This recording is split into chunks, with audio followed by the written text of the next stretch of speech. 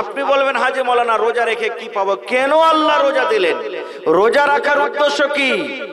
আল্লাহ রাব্বুল আলামিন সেই কথাটা কোরআন মাজিদে বলছেন, ইয়া আইয়ুহাল্লাযীনা আমানু, হে ঈমানদার বান্দা বান্দি যাহারা ঈমান এনেছো, যারা কিয়ামত বলে বিশ্বাস করেছো।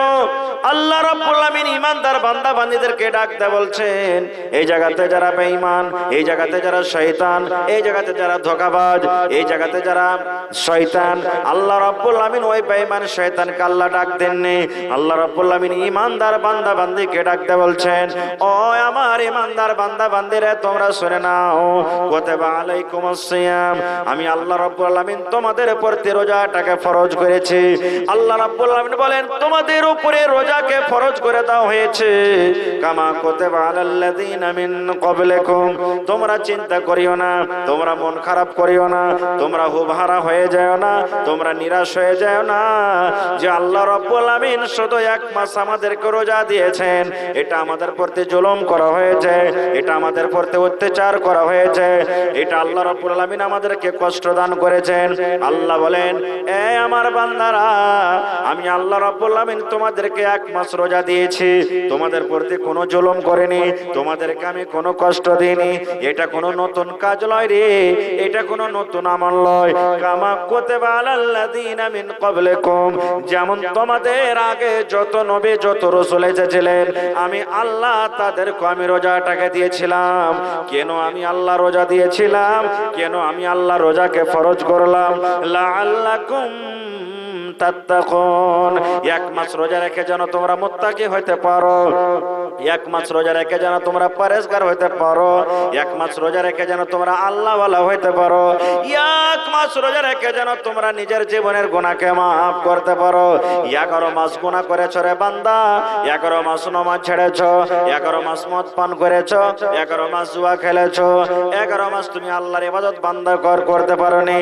বান্দা বান্দে রে, আমি আল্লাহ রাব্বুল আলামিন এক মাসের জন্য রোজা দিলাম।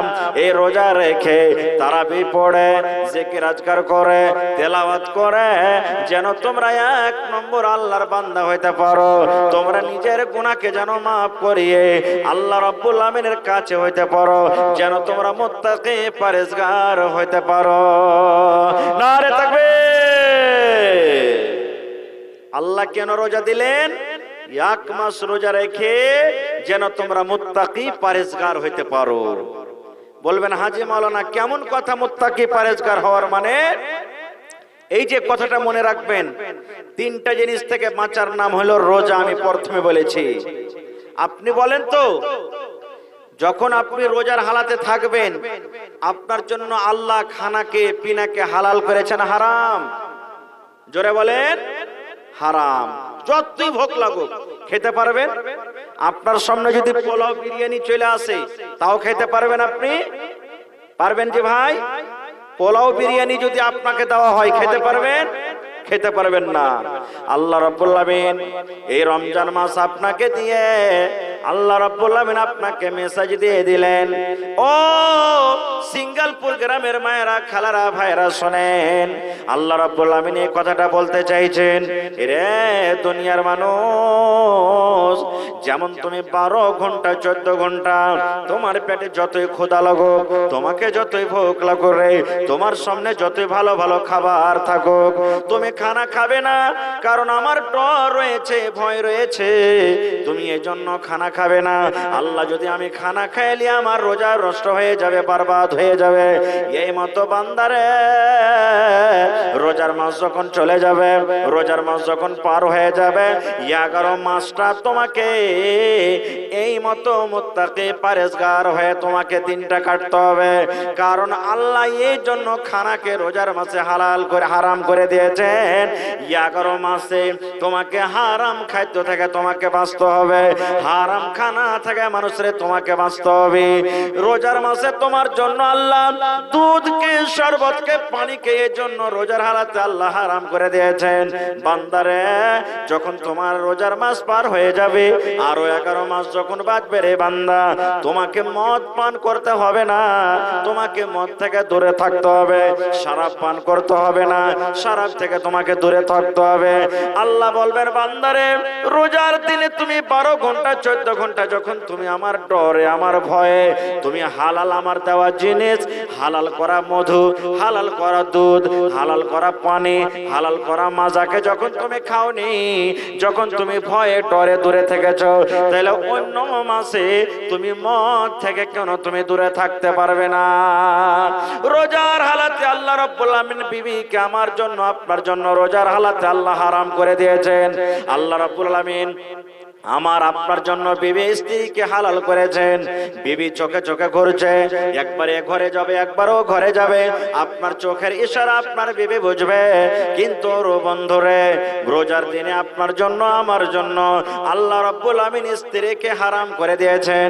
স্ত্রীর সাথে গল্প করতে পাবেন, স্ত্রীর পাঞ্জরে আপনি বসতে পাবেন, স্ত্রীর সাথে আপনি বসতে পাবেন, স্ত্রীর পাঞ্জরে গল্প করতে পাবেন। কিন্তু মুসলমান, যেটা স্ত্রীর সাথে মিলন সহবাস, সেই কাজটা কিন্তু আপনি করতে পাবেন না। আল্লাহ এর জন্য হারাম করে দিয়েছেন। বান্দারে, যখন তোমার হালাল স্ত্রী তোমার চোখের সামনে ঘুরছে, রোজার হালাতে তাকে দেখে তুমি যেমন বাঁচো রে বান্দা, অন্য 11 মাস তোমাকে জেনা থেকে বাঁচতে হবে, তোমাকে ওয়াপার বেটে ছেলে থেকে তোমাকে বাঁচতে হবে।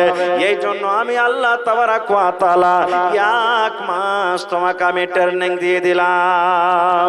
নারে তাকবীর। ভাইরে, কিন্তু হায়রে আফসোস, আমরা রোজা রাখবো কি নিয়তে জানেন? রোজা রাখবো কি নিয়তে? রোজা যদি না করি তো ইমাম সাহেব যে কইবে যে, হাজি তুমি খাইছো আর ষাঁড়ের মতন ঘুরে বেড়াইছো, রোজাটা করোনি। এই যে লোক দেখানো রোজা, কত লোক দেখবেন ও শুধু মাগরিবের নামাজ পড়তে যাবে, মাগরিবের নামাজ খানটা পড়িতে যাবে, স্ত্রীটাও বলবে বাড়ি থেকে, আব্দুল্লাহর বাপ, হাজি তুমি রোজাটা নেই করো না, নামাজ খানটা তো পড়িতে যাও, লোক যাদের তোমাকে কয়ে যে রোজা করেছে, ও মুখ দেখানো মাগরিবের নামাজ তখন পড়িতে আসবে। কত লোক আছে ভাই, কত লোক এই কথাটা বলবে যে শুক্রবারের দিন রোজা করবে, ও শুধু শুক্রবার করে রোজা করবে। কত লোক ইফতারির দাওয়াতের ইন্তজার করবে 8টা-9টা পর্যন্ত, যে দেখি রোজা খেয়ে নো, ভোর রাতে ভাত খাইনো, সাহারি খাইনো, 8টা-9টা তক দেখবো, যদি ইফতারের জাফত আসে তো রোজাটা রাখবো, আর না আসে তো দিন 1-2-3 ডোব মেরে দেবো। এরকমের রোজা রাখে। কত লোক আছে বিহারে বাড়ি বেড়াতে যাবে, একটা জীবনে রোজা করেনি, বিহারে বাড়ি বেড়াতে যাবে, এবার তখন রোজা করে সেদিন যাবে, না দিলে বিয়ে যে ইচ্ছা করবে। এরকম কত রোজাদার আছে রে মুসলমান। আল্লাহ রাসূল বলেছেন, উম্মত, এরকম রোজা রেখে তোমার রোজা কাজে আসবে না।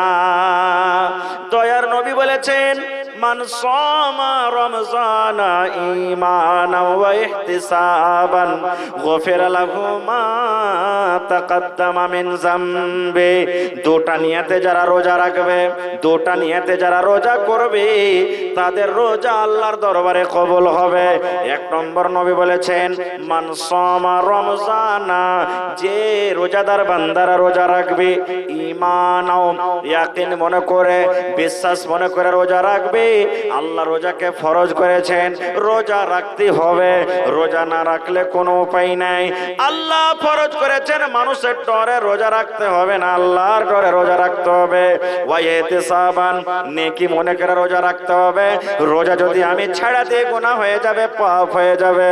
নবী বলেছেন, রে রোজাদার, গফিরা লাহু মা তাকদ্দামা মিন যামবিহি, তোমার পরে কারি 11 মাসে তুমি গুনাহ করেছো, 11 মাসে তুমি যত ছোট ছোট গুনাহ করেছো, 11 মাসে যত তোমার সাগীরা গুনাহ হয়েছে, আল্লাহ রাব্বুল আমিন 1 বছর কার তোমার গুনাহকে maaf করে দিবেন। সুবহানাল্লাহ। কয় বছর কার গুনাহ maaf হবে? রোজা রাখতে গেলে 1 বছর কার আল্লাহ তাবারাক ওয়া তাআলা গুনাহ maaf করে দিবেন। এতখানি হলো রোজার ফজিলত। কিন্তু শর্ত আছে দুটা, একটা নেকি মনে করে, আর আল্লাহ ফরজ করেছেন এই বিশ্বাস মনে করে। লোক দেখানো রোজা করতে গেলে আল্লাহ তাবারাক ওয়া তাআলা এরকম রোজাকে কবুল করবেন না। ভাইরে, যখন ইমাম সাহেব মসজিদে খুতবা দেন, যেই জিনিসটাতে মিম্বারে দাঁড় হয়ে ইমাম সাহেব খুতবা দেন, ওই মিম্বারে কয়টা ধাপি আছে ভাই? 3টা না 4টা? জোরে বলেন। 3টা ধাপি আছে। একদিন নবীজি খুতবা দেওয়ার জন্য মিম্বারে ধাপিতে পা দিচ্ছেন। প্রথম ধাপিতে যখন পা দিলেন তখন আমিন, আমিন মানে কি? আল্লাহ কবুল করো। আমিন মানে কি? আল্লাহ কবুল করো। দ্বিতীয় ধাপিতে পা দিলেন, তখন বলছেন একটু রুকেন, 10 মিনিট, তখন দান নেব আমি আপনাদের। তখন নবীজি বলছেন কি? আমিন মানে আল্লাহ কবুল করো। তৃতীয় ধাপিতে যখন পা দিলেন, তখন বলছেন কি? আমিন মানে আল্লাহ কবুল করো। আজকে যেমন বসে বসে জালসা শুনছেন, সাহাবায়ে কেরাম নামাজ পড়তে গেছেন, মসজিদের ভিতরে বসে আছেন। এবার সাহাবীরা বলছেন নামাজের শেষে, আল্লাহর নবী গো, একটা নতুন কাজ করতে দেখলাম গো নবীজি। বলছেন কি নতুন কাজ? সাহাবা বলছেন নবীজি, মসজিদের যখন মিম্বারে আপনি দাঁড় হলেন, প্রথম ধাপিতে যখন পা দিলেন, তখন আপনি পড়লেন আমিন। আর দ্বিতীয় ধাপিতে যখন পা দিলেন তখন পড়লেন আমিন। আর তৃতীয় ধাপিতে যখন পা দিলেন তখন আপনি পড়লেন আমিন। আমিন মানে আল্লাহ কবুল করে নাও। নবী গো, এখানে তো কোনো মানুষ দোয়া করেনি, আমাদের মধ্যে তো কেউ দোয়া করেনি, তাহলে 3টা ধাপিতে পা দিলেন, 3 বার আপনি পড়লেন আমিন, আমিন, আমিন। আমিন কেন বললেন? কে দোয়া করেছে একটু দয়া করে বলে দেন। ও আমার যুবক ভাইরা, মায়েরা, খালারা, বাপজিরা শোনেন। এবার দয়ার নবী বললেন, ও আমার উম্মতেরা তোমরা শুনে নাও, আমি যখন প্রথম ধাপিতে পা দিলাম, দ্বিতীয় ধাপিতে পা দিলাম, তৃতীয় ধাপিতে যখন আমি পা দিলাম, তখন পড়লাম আমিন, আমিন, আমিন। তাহলে শুনে নাও, নবী বললেন উম্মত রে, আমি যখন প্রথম ধাপিতে পা দিলাম, আল্লাহ রাব্বুল আমিনের ফেরেশতা জিবরিল আমিন আমার কাছে এলেন। আসার পর আমার কানে কানে বললেন, নবী গো, আপনি আপনার উম্মতকে জানিয়ে দেন, আপনি আপনার উম্মতকে বলে দেন, যারা রমজান মাসকে পেল, রমজান মাস পাওয়ার পর শরীর স্বাস্থ্য ভালো, কোনো শরীরে রোগ নাই, শরীরে কোনো ব্যথা নাই, শরীরে কোনো জ্বালা যন্ত্রণা নাই, শরীর খুব ভালো হুষ্ট-পুষ্ট হয়ে আছে, রমজান মাস রাখা আশা করো, রোজা রাখলো না, তারাবি পড়লো না, তেলাওয়াত করলো না, শুনলো না, রোজা না রেখে জীবনের গুনাহকে মাফ করতে পারলো না, ওই লোকটা যেন হালাক হয়ে যায়, ওই লোকটা যেন বরবাদ হয়ে যায়, ওই লোকটা যেন ধ্বংস হয়ে যায়। নবী বললেন, তখন আমি পড়লাম আমিন, আমিন মানে আল্লাহ তুমি কবুল করো না। ভাই, যে ভাইরা বলছেন বাড়তে কি খাইতে নাই যে রোজা করবে এত বড় লম্বা দিনে, যে ভাইরা বলছেন মানুষকে দেখে ডরিয়ে কি করবো রে, আল্লাহকে দেখে ডরে না তো মানুষকে দেখে ফের ডর কিসের? রোজা না করলো তো কি হলো? ভাইরে, আমি আপনি দোয়া করব, কবুল হইতে পারে নাও পারে, কিন্তু আল্লাহর ফেরেশতা সুবহানাল্লাহ 1400 বছর আগে নবীজি দোয়া করেছেন, যে রোজা করে না নবীজি তার ব্যাপারে আমিন বলেছেন, জিবরিল দোয়া করেছেন। তাহলে বুঝে রাখেন, যে রোজা করে না ভালো মানুষ রোজার মাসটাকে কাটিয়ে দিল, তার নসিব হলো পোড়া, কপাল পোড়া, সেই দুনিয়াতে হালাক হয়ে যাবে, বরবাদ হয়ে যাবে, আখিরাতও তার বরবাদ হয়ে যাবে, আখিরাতও তার বরবাদ হবে। ভাই ভাইরে, কত লোক এখনো আছে একটাও রোজা করেনি, 17 রোজা কেটে গেল কিন্তু একটাও রোজা করেনি। কত লোক এখনো আছে 17 তারাবি 18 তারাবি হয়ে গেল, এখন পর্যন্ত মসজিদে একটাও তারাবির নামাজ আদায় করেনি। ভাই, ওই নামাজে যেটা তাহাজ্জুদ, রোজার মাসে হলো ওটা তারাবির নামাজ। আরে তাহাজ্জুদ নফল নামাজের মধ্যে ফরজের পর সব থেকে নফলের মধ্যে তাহাজ্জুদ নামাজ হলো আল্লাহর দরবারে বেশি ফজিলতওয়ালা নামাজ। ভাইরে, যদি আপনি অন্য দিনে তাহাজ্জুদ না পড়িতে পারেন, কম করে রোজার মাসখানে তো তারাবির নামাজ পড়েন। নবীজি নিজের জীবনে জামাতের সাথে 3 দিন তারাবি পড়েছেন। কয়দিন? জোরে বলেন। 3 দিন পড়েছেন। বলবেন কেমন কথা যে মাওলানা, আমরা যে ডেলি পড়ছি, হ্যাঁ, নবীজি 3 দিন তারাবির নামাজ পড়েছেন। একদিন নবীজি নামাজ পড়লেন জামাতের সাথে, সাহাবায়ে কেরাম কিছু লেগে গেলেন পিছনে, নামাজ পড়লেন। সকালবেলা হইল, এবার এক অপরকে বলা বলি শুরু করে দিলেন, আরে জানিস? বলছে কি হয়েছে? বলছে নবীর সুতায় তারাবির নামাজ পড়েছি। বলছে হ্যাঁ না তো হ্যাঁ। তারপরের দিন আরো কিছু লোক বেশি হয়ে গেল, 2 দিন তারাবির নামাজ হয়ে গেল। আবার তারপরের দিন সকালে কথাবার্তা শুরু, আরে জানিস নবীর পিছনে আমরা তারাবির নামাজ পড়েছি। এবার তৃতীয় দিন নবী তারাবির নামাজ পড়লেন, তৃতীয় দিন নামাজ পড়লেন। এবার নবীজি এশারের নামাজ পড়ে ঘরের ভিতরে নিজের হুজরাতে বসে আছেন। আর চতুর্থ রাতের জন্য মসজিদ ভরে গেছে, যেমন আপনার মসজিদ মানে আটে না এখন। আলহামদুলিল্লাহ আমি 3 ওয়াক্তের নামাজ পড়লাম, আসর মাগরিব এশা, মোটামুটি একই দেখতে পেলেন আপনাদের এখানে আল্লাহর রহমতে। নামাজের মেলা জায়গাতে মাগরিবের টাইম এখানে পাওয়া যায়, বাকি গালাতে কিন্তু পাওয়া যায় না ভাই।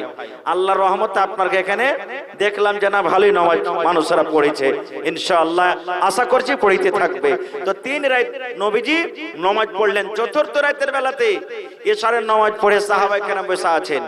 নবীজি কিন্তু মসজিদে আসেন না। এরই মধ্যে তখন নবীজিকে কেউ ডাকতে তো পারে না, তখন কেউ গলা খেকার দিচ্ছে, মানে গলা খেকার দেওয়ার মানে যে নবীজি শুনতে পেবে যে আমার জন্য বসে আছে, তো যা নামাজ পড়ি। নবীজি কিন্তু তাও এলো না। এই করতে করতে ফজরের আজান হয়ে গেল রে বন্ধু। আসসালাতু খায়রুম মিনান নাওম। ফজর আজান হয়ে গেল। তারাবির নামাজ হলো কয়দিন? 3 দিন। এবার নবীজি ফজরের নামাজ পড়লেন।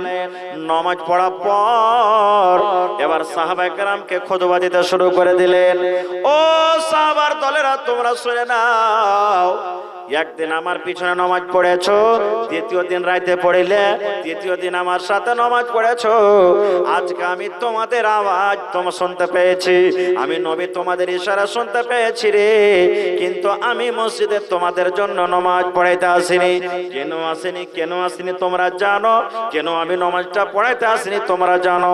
এই যে তোমরা যে উৎসাহে, যে খুশিতে, যে আশাতে নেকি মনে করে তোমরা নামাজটা ফেরেছো, নামাজটা পড়ো, আমার ডর হয়ে গেল, আমার ভিতরে ভিতরে ভয় হয়ে গেল। আল্লাহ রাব্বুল আলামিন তারাবির নামাজকে তোমাদের পরে যেন ফরজ না করে দেয়। 5 ওয়াক্তের নামাজ যেমন আল্লাহ ফরজ করে দিয়েছেন, নামাজ ছাড়তে গেলে গুনাহ হয়ে যাবে, এই মতো আল্লাহ যেন তারাবির নামাজকে যেন ফরজ না করে দেয়। আমার এটা ভিতরে ডর হলো, আমার এটা ভিতরে ভয় হলো, যদি তারাবির নামাজকে ফরজ করে দেয় তাহলে তোমরা ছাড়তে গেলে গুনাহগার হয়ে যাবে, পাপী হয়ে যাবে।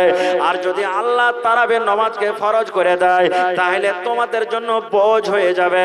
তোমরা হয়তো কত লোক তারাবির নামাজ পড়তে পারবে না। কেন? ফরজ নামাজের ব্যাপারে নবী বলেছেন, উম্মত তুমি নামাজ পড়ো, যদি পয়সা পয়সা দাঁড় হয়ে নামাজ না পড়তে পারো, পয়সা পয়সা তুমি নামাজ পড়ো। পয়সা পয়সা পারো না, তুমি শুইতে শুইতে চোখের ইশারাতে পড়ো। তোমার যতদিন আল্লাহ রূহ দিয়েছে, জ্ঞান বুদ্ধি আছে, নামাজ তোমার জন্য মাপ, নামাজ তোমাকে পড়িতে হবে। এই মতো নবী বললেন, সাহাবীরে আল্লাহ যদি তারাবির নামাজটাকে ফরজ করে দেয় তাহলে তোমাদেরকে কষ্ট করে, যতই কষ্ট হোক, তারাবির নামাজ পড়তে হবে। এই জন্য চতুর্থ রাত আমি নামাজ পড়তে এলাম না। নারে তাকবীর। তাহলে বলবেন, হাজি মাওলানা 3 রাত পড়ে কি ছুটি হিজবে নাকি? জিন্না তারাবির নামাজ হয়েছে, কিন্তু কেমন? হ্যাঁ, ওই কোনাতে 3-4টা সাহাবী পড়ছেন, এই কোনাতে 2 জনা সাহাবী জামাত করে পড়ছেন, ওই কোনাতে 3 জনা করে পড়ছেন, এরকম হিসাবে হিসাবে পড়লেন। এবার নবীজির জীবন চলে গেল এরকম ভাবে। তারপর খলিফা হলেন হযরত আবু বকর রাদিয়াল্লাহু তাআলা আনহু, ওইভাবে চলে গেলেন নামাজ পড়তে পড়তে। তারপরে খলিফা হলেন কে? উমর রাদিয়াল্লাহু তাআলা আনহু। এবারে উমর রাদিয়াল্লাহু তাআলা আনহু এরকম ভাবে নামাজ পড়তে দেখে তখন একদিন সবকে ডেকে বলছেন, জি একটা কাজ করো তো। বলছে কি? বলছে যে তোমরা যে এরকম ভাবে ওখানে 2 জন, এখানে 3 জন, এখানে 5 জন এরকম করে নামাজ পড়ছো, তো এরকম করে নামাজটা না পড়ে যদি জামাতের সাথে তোমরা নামাজটা পড়ো তো কেমন হবে? ওই যে চালু হলো জামাতের সাথে নামাজ পড়া, তো এখন পর্যন্ত চলতে আছে। কারণ আমাদের কাছে তো ওহী আসবে না, ফেরেশতা আসবে না যে কোনটা কমবে কি, কোনটা ফরজ হবে কি, কোনটা নফল হবে কি, কোনটা নাসিখ হবে কি মানসুখ হবে, আর তো ডর নাই। ওই যে চালু হলো আমরা পড়ে আসছি। আপনাদের মসজিদে কত সুন্দর ইমাম সাহেব তেলাওয়াত করলেন, লম্বা হইতে গেল জিভ ভরে যাবে। নবীর তেলাওয়াত কত বড় ছিল জানেন? আল্লাহর নবী সাল্লাল্লাহু আলাইহি সাল্লাম একদিন নামাজ পড়ছেন রে ভাই, এত লম্বা কেরাত শুরু করেছেন নবীজি, এত লম্বা পড়েছে কেরাত করে করে নবীর পা গলা মোটামুটি হয়ে ফুলে গেছে, নবীর পা মোটামুটি হয়ে ফুলে গেছে। আল্লাহ নবীর স্ত্রী মা আয়েশা রাদিয়াল্লাহু তাআলা আনহা এবারে নবীকে বলছেন, ইয়া রাসূলুল্লাহ, এত কেন কষ্ট করছেন নবী গো, এত কষ্ট করার দরকার কেন? আল্লাহ যে আপনার আগেকার গুনাহ মাফ করেছেন, আল্লাহ আপনার পরেকার গুনাহ মাফ করে দিয়েছে, তবে এত কষ্ট কেন করছেন গো নবীজি? এত কষ্ট করার দরকার নাই, আল্লাহ তো আপনার গুনাহ মাফ করে দিয়েছেন, কেন এত আপনি কষ্ট করেন? দয়ার রাসূল বলছেন, এ আয়েশা, আবদান শাকুরা, আয়েশা রে, আল্লাহ রাব্বুল আলামিন এত বড় নিয়ামত আমাকে দান করেছেন রে আয়েশা, যে আমার আগে কারো গুনাহ মাফ হয়ে গেছে, আমার পরে কারো গুনাহ মাফ হয়েছে, তবে আমি আল্লাহর কে শুকরগুজার বান্দা হব না? আয়েশা, আমি কি আল্লাহর শুকরিয়া আদায় করব না? এবার নবীজির বলবেন হাজী মাওলানা, নবীজি কত লম্বা তেলাওয়াত করতেন যে নবীজির পা মোটা মোটা ফুলে যেত? তাহলে নবীজির তেলাওয়াতটা একবার শুনেন। একজন সাহাবী বলছেন, নবীর পাঞ্জরা আমি একবার দাঁড় হয়ে গেলাম যে নবীর সাথে আমি নামাজ পড়বো। এবার নবীজি সূরাতুল ফাতিহা পড়লেন, তারপরে নবীজি সূরাতুল বাকারা তেলাওয়াত করে দিলেন। সামনে থেকে বলেন তো, সূরাতুল বাকারা কয় পারা? এ ভাই একটু এদিকে ধ্যান দেন, সূরাতুল বাকারা কয় পারা? মোটামুটি 2.5 পারা নাকি? 2.5 পারা। এবার 2.5 পারা নামাজে শেষ হয়ে গেল। সেই সাহাবী মনে করছেন এইবারে মনে হয় নবীজি রুকুতে চলে যাবেন, কিন্তু ওরে আল্লাহ, নবীজি রুকু গেলেন না, নবীজি এইবারে সূরা আলে ইমরান নবীজি চালু করে দিলেন। ওইটা মোটামুটি 2 পারা নাকি যে মাওলানা? ওরে আল্লাহ, তাহলে 2.5 পারা আর 2 পারা কয় পারা হলো ভাই? জোরে বলেন। 4.5 পারা হয়ে গেল। এবারে সে সাহাবী বলছেন, মনে হয় নবীজি এইবারে রুকুতে যাবেন, কিন্তু ওরে আল্লাহ, বিসমিল্লাহ পড়ার পর নবীজি সূরাতুন নিসা চালু করে দিলেন। ওটা মোটামুটি 2 পারা নাকি? তাহলে বন্ধুরে, 3টা সূরা মিলিয়ে 6 পারা কিংবা 6.5 পারা কোরআনে এক রাকাতে তেলাওয়াত করলেন, তারপরে নবীজি রুকুতে গেলেন। এবার আপনি বলেন বন্ধুরে, যদি 1 পারা কোরআন তেলাওয়াত করা হয় কম করে 8 ঘন্টা লাগবে। এবার বলেন 6.5 পারা কোরআন, তাহলে 3 ঘন্টা কিংবা 3.5 ঘন্টা এক রাকাতে যদি দাঁড় হইতে হয়, তাহলে বলেন পা গলা মোটা মোটা ফুলবে কি ফুলবে না? ফুলবে? ফুলবে না? ফুলবে না?